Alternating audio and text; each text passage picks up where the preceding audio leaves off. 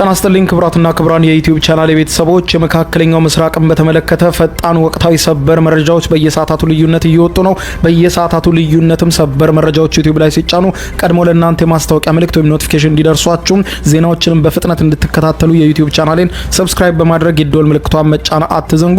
ወደ ሰበር መረጃዎቹ ስናቀና የእንግሊዙ መገናኛ ብዙሃን ዘ ጋርዲያን አስፈሪ ዜና ይዞ ወጥቷል። ጦርነቱ የማይቀለበስበት ደረጃ ላይ ደርሷል ብሏል። የተባበሩት አረብ ኤምሬትስ እና የሳውዲ ዋነኛ የነዳጅ ማጣሪያዎችም በኢራን ሚሳኤሎች ተመተዋል።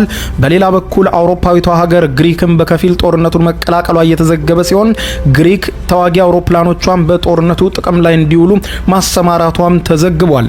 ጦርነቱ አድማሱን በየሰዓታቱ ልዩነት እያሰፋ ባለበት በአሁኑ ሰዓት ኢራን ከባድ የተባለ የሚሳኤል ጥቃት በአሜሪካ የጦር ሰፈሮችና በእስራኤል ላይ ሰንዝራለች። በእስራኤል ላይ በተሰነዘረው ጥቃት የተለያዩ የእስራኤል ከተሞች ሲመቱ እስራኤልና አሜሪካም በተመሳሳይ በኢራን ላይ በፈጸሙት ከባድ ጥቃት በኢራን በርካታ ሰዎች መገደላቸው ሲዘገብ የአያቶላ አሊ ካሜኒ ባለቤትም በዚሁ ጥቃት መገደላቸውን ዛሬ የኢራን መገናኛ ብዙሃን አረጋግጠዋል። በሌላ በኩል ጠቅላይ ሚኒስትር ዶክተር አብይ አህመድም በኩዌት ላይ ኢራን የከፈተችውን ማጥቃት አውግዘዋል።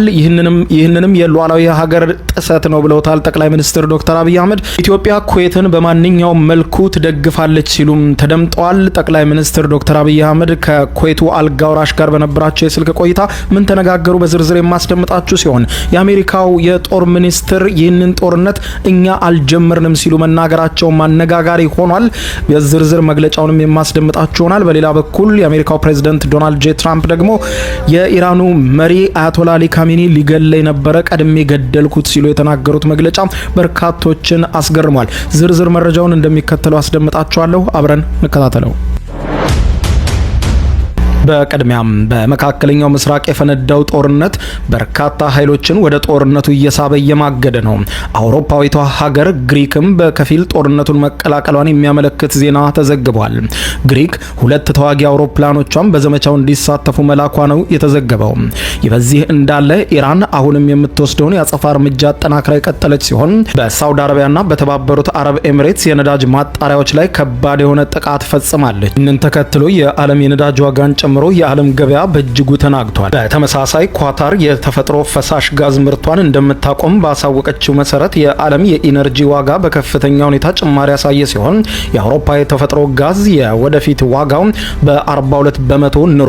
ጦርነቱ በተፋፋመበት በአሁኑ ሰዓት ኢራን አሁንም የማጥቃት እርምጃዋን ወደ ተለያዩ አቅጣጫዎች የቀጠለች ሲሆን ከእስራኤልና አሜሪካ በኩል የሚደርስባት ማጥቃትም እየበረታ መጥቷል። በቴህራን ዛሬ ከማለዳው ጀምሮ እስከ ምሽቱ ከባድ የሆነ የአየር ድብደባ በቴህራንና በሌሎችም የኢራን ከተሞች ላይ ተጠናክሮ የቀጠለ ሲሆን የሟቾች ቁጥርም ከ550 በላይ እንደሆነ የኢራን መገናኛ ብዙሃን ዘግበዋል። ኢራን በዛሬው ዕለት ብቻ በመቶዎች የሚቆጠሩ ሚሳኤሎችን ወደ እስራኤል ያስወነጨፈች ሲሆን እስራኤል የአየር መከላከያ ስርዓት እያመለጡ በርከት ያሉ ሚሳኤሎችም በእስራኤል ላይ ከፍተኛ ጉዳት እንዳደረሱ እየተዘገበ ይገኛል። ጦርነቱ አድማሱን ያሰፋ ሲሆን ከመካከለኛው ምስራቅ ወደ አውሮፓ ጭምር ደርሷል። አውሮፓዊቷ ሀገር ሳይፕረስ በኢራን ሚሳኤሎች ከተመታች በኋላ ራሷን የመከላከል መብቷ እንደተጠበቀ መሆኑን ገልጻለች። በዩናይትድ ስቴትስ እና በእስራኤል ጥምር በኢራን ላይ የተከፈተው ደም አፋሳሽ ጦርነት ከምንጊዜውም በላይ አድማሱን በማስፋት መላው የመካከለኛው ምስራቅ ቀጠናን እስከ አውሮፓ ወደ አደገኛ መዘዝና ወደማይቀለበስ መጠነ ሰፊ ወታደራዊ ቀውስ ውስጥ እንደከተተው የብሪታንያው ጋዜጣ ዘ ጋርዲያን ዛሬ ባወጣው ሰፊ ዘገባ ላይ አስነብቧል። የጦርነቱ መልክና ስፋት በጥቂት ቀናት ውስጥ አስደንጋጭ በሆነ ፍጥነት በመቀያየሩ መነሻውን ቴህራን፣ ዋሽንግተንና ቴልአቪቭ ያደረገው ይህ ግጭት አሁን ላይ ድንበሮችን ጥሶና አህጉሮችን አቋርጦ አውሮፓ ደርሷል ብለዋል። በአጠቃላይ ቀጠናዊ ጦርነት መልክ መያዙን የዜና አውታሩ የዘገበ ሲሆን ይህ አስደንጋጭ የመካከለኛው ምስራቅ የጦርነት መስፋፋት የዓለምን የፖለቲካና የኢኮኖሚ ሚዛን በከፍተኛ ሁኔታ አናግቶታል ብለዋል።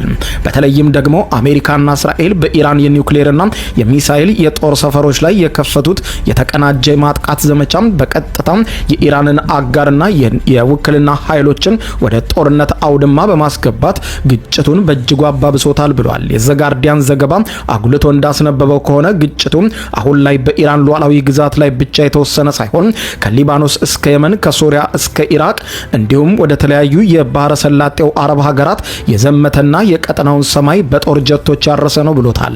በሚሳኤሎችና በድሮኖች የመካከለኛው ምስራቅ ሰማይ ተጨናንቋል። ዩናይትድ ስቴትስ ጦርና የእስራኤል መከላከያ ኃይሎች በጋራ በመሆን እየወሰዱት ያለው ይህ ከባድ ወታደራዊ እርምጃም በኢራን በኩል እጅግ ጠንካራና ተከታታይነት ያለው የአጸፋ ምላሽ እያስተናገዱ በመሆኑ በመላው መካከለኛው ምስራቅ የሚገኙ የአሜሪካ ወታደራዊ ማዕከላት፣ የእስራኤል ከተሞችና ቁልፍ የንግድ መስመሮች ሁሉ ከባድ አጣብቂኝና ውድመት ውስጥ ገብተዋል ብሏል። ዘጋርዲያን እንዳስነበበው ይህ የጦርነት መስፋፋት በቀላሉ ሊገታ የማይችልበት ደረጃ ላይ የደረሰ ሲሆን የዲፕሎማሲ በሮችም ሙሉ በሙሉ ተከርችመዋል ብሏል። የጦር መሳሪያዎች ብቻ እየተነጋገሩ ነው ያለው ሲሆን አስጨናቂው ጊዜ በምድር ላይ መጥቷል ብሎታል። አሜሪካ በመካከለኛው ምስራቅ ያላትን ፖለቲካዊና ወታደራዊ በላይነት ለማስጠበቅ እንዲሁም እስራኤል የህልውናዋን ስጋት ብላ የምትጠራትን ኢራንን ወታደራዊ አቅም ለማዳከም የጀመሩት ይህ የተባበረ ዘመቻ በተቃራኒው መላውን ቀጠና ወደ እሳት ቀለበትነት ቀይሮታል። በየብስ በባህርና በአየር ላይ የሚደረጉ እነዚህ መጠነ ሰፊና እጅግ አውዳሚ የሆኑ ወታደራዊ ግጭቶች የበርካታ ንጹሃንን ሰዎች ህይወት አደጋ ላይ